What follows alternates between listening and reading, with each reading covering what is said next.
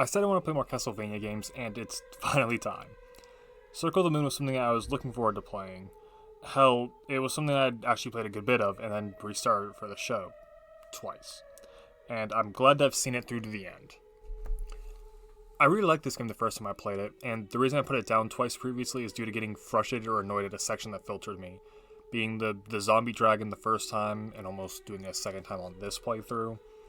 And then not realizing I didn't go into the waterways and dying in the evil water a second time, which led me to get frustrated enough to just start from the beginning and just wipe the slate clean.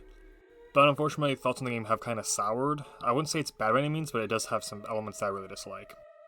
One of the biggest, at least in my eyes, is the dash. I greatly dislike the dash. I don't mind the double tap to dash. There's a reason it's fairly standard.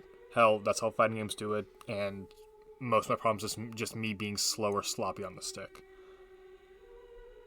The thing I have the biggest problem with the dash is turning around, as in my experience of using it, you lose all the speed and momentum like instantly, which just feels awful. I wish that the dash was just like a speed upgrade or somehow tied to a button, although I don't really know how they would have done that. Which makes its inclusion as the first upgrade that much more confusing to me. I do greatly appreciate getting the speed upgrade almost immediately, but I don't know, it just feels weird to have it be the first upgrade you get like 2 minutes in. That does bring me to a point that I do really like, which is how you get major upgrades so fast. My first session was only around an hour, until I realized it was like 3 in the morning, and I got the dash, double jump, tackle, and wall jump. I was able, having been through this section of the game before, that's still a ton of major upgrades get so early on, and helps keeps the game flowing and giving reason to keep moving forward, as well as allowing you to just explore and feel that sense of exploration I love Metroidvania is for. The tackle and wall jump do hold some of the same problems with the dash, with the tackle mainly being because my brain wants to use it as a movement tool, but it serves its function as a key perfectly well. But, I don't know, the wall jump just feels clunky. I kind of got used to it, just hitting R instead of just doing it Metroid style, where you jump off the wall. But, I don't know, it's not the end of the world by any means, but since I did get used to it, but I'm just not a fan of it, personally. Speaking of how I like the progression system of the game, I think the card system is really cool. Or, the DSS system, as the actual name for it is.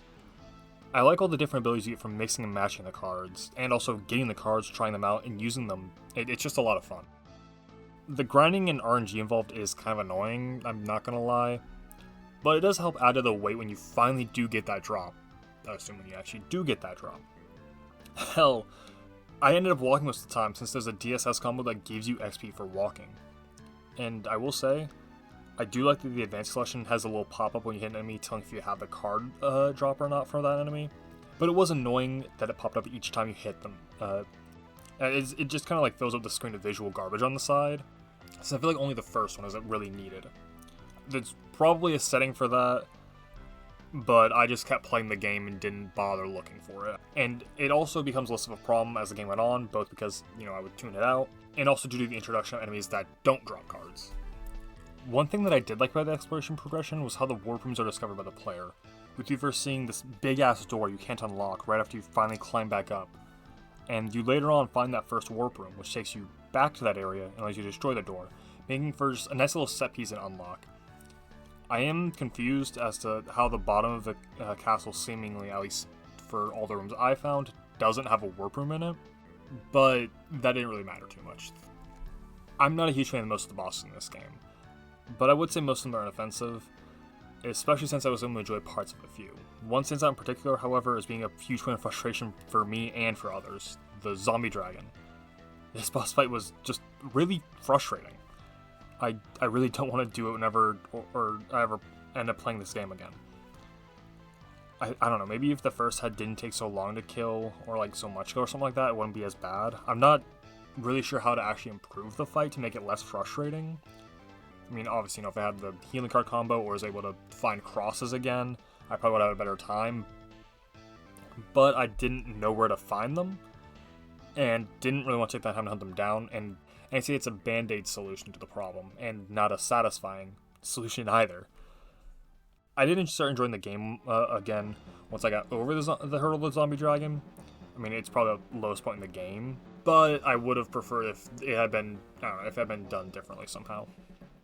Final boss kind of falls in this as well. I wouldn't say Drac is bad necessarily, but I don't know, I just felt it tedious.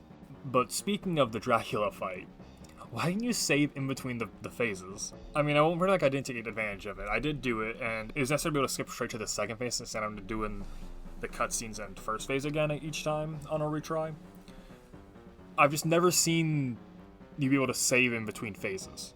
I just think it's really funny.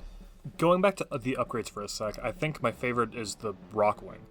I really like the different take on the spaceship and Shine Spark. I don't know, I just really like using it, especially since you get like 3 uses of it whenever in the air. It's the last upgrade in the game, and I really enjoyed the victory lap of cleaning up the castle right after you get it. The victory lap might have been the most enjoyment I got from Circle of the Moon, although it wasn't right at the end since you do have an entire area and 2 bosses left until the credits roll. I mean, all in all, I'm glad to have finally finished Circle of the Moon, and while I do have problems with it, I did enjoy a lot of aspects of it, and it definitely has room for improvement, which I'm excited to see if the other games, the Advanced Collection, and later Metroidvanias, are able to use this room for improvement. By no means would I say it's a bad game, but definitely one that I'm not gonna need to go back to for a while. The best way I can put it is it's a game that I could recommend to Castlevania fans who haven't played it yet. Not a bad one, but there's a lot of other things I would recommend first. If it interests you, go for it. It's not going to be a waste of time, that's for sure. And there's definitely a reason to play it.